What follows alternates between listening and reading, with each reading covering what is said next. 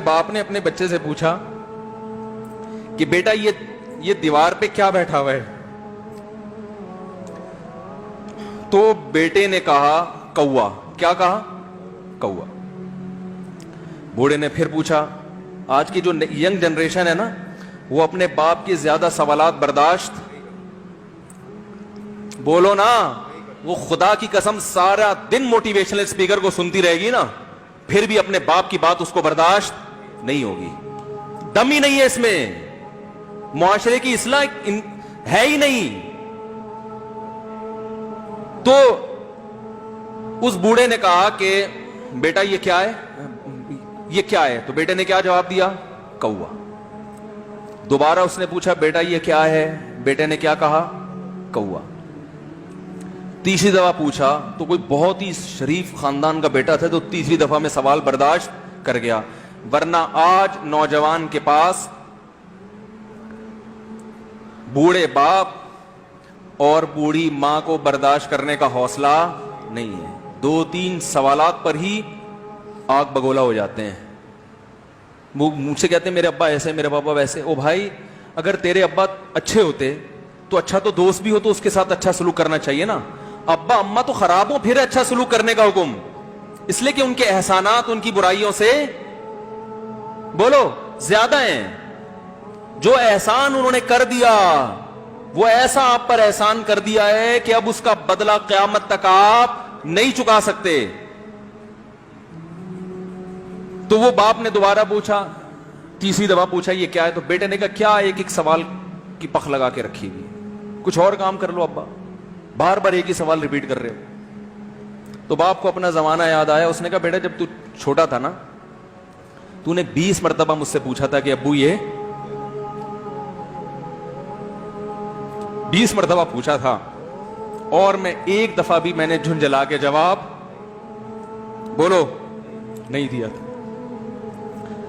تو چونکہ بچہ بھول جاتا ہے کہ میری ماں نے میرے لیے کیا کیا، اور خود ماں بھی بھول جاتی ہے، حقیقت تو یہ ہے، باپ بھی بھول جاتا ہے کہ میں نے اپنی اولاد کے لیے کیا کیا۔ اللہ چونکہ یاد رکھتا ہے، اس لیے اس نے قرآن میں بار بار ماں باپ کو بیان کیا ہے، بہت زیادہ بہت زیادہ۔ وَوَصَّيْنَا الْإِنسَانَ، فرمایا آرڈر نہیں دے رہا، حکم نہیں دے رہا، وصیت کر رہا ہوں۔ جیسے کوئی مرتے ہوئے دنیا سے جاتا ہے نا، ایسے وصیت کر رہا ہوں، حکم نہیں، وصیت حکم سے بڑھ کر چیز ہے کہ ان کو نہیں بھولنا ہے، تم نے ان کو نہیں بھولنا ہے۔ تو میرے لیے سب سے مشکل جو ٹاپک ہے نا،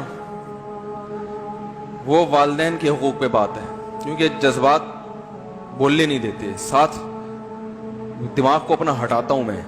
جو آج کل والدین کے ساتھ ہو رہا ہے، اپنی بیوی کو دیکھا کرو یار، کیسے پالتی ہے، کیسے پالتی ہے بچوں کو، آپ کے دیکھا کرو، کیسے صبح صبح ان کے کپڑے استری کر رہی ہوگی، کیسے محبت سے ناشتہ بنا رہی ہوگی، کیسے محبت سے وین میں بٹھا رہی ہوگی۔ عورت کسی کے لیے بھی منافقت رکھ سکتی ہے، کسی سے بھی دشمنی رکھ سکتی ہے، اولاد کے لیے ماں سے بڑا تحفہ بولو، اولاد کے ساتھ کبھی بھی برا نہیں سوچتی ہو، ایسا اللہ نے اس پر احسان کیا، آج وہ برداشت نہیں ہو رہی۔ کمبخت مرنے کے بعد غسل نہیں دے رہے ہوتے اس کو، باپ مر گیا فوراً عیدی سینٹر غسل کے لیے، ماں مر گئی عیدی سینٹر۔ او بھائی اب تو آخری سفر ہے، بیٹی کو چاہیے ماں کو گود میں بٹھا کے غسل دے، فخر کرے، اس کی باڈی پہ ہاتھ نہیں لگا رہے، مر گئی ہے۔ کیسے یہ ہے؟ تو اللہ کے ہاں میرے بھائی تمہاری دولت کی کوئی ویلیو بولو نہیں ہے، تم کتنے بڑے سائنٹسٹ بن جاؤ، پہلے انسان بنو، انسان۔ کچھ دنیا سلوٹ کرے گی مرنے کے بعد، خدا نہیں مانے گا۔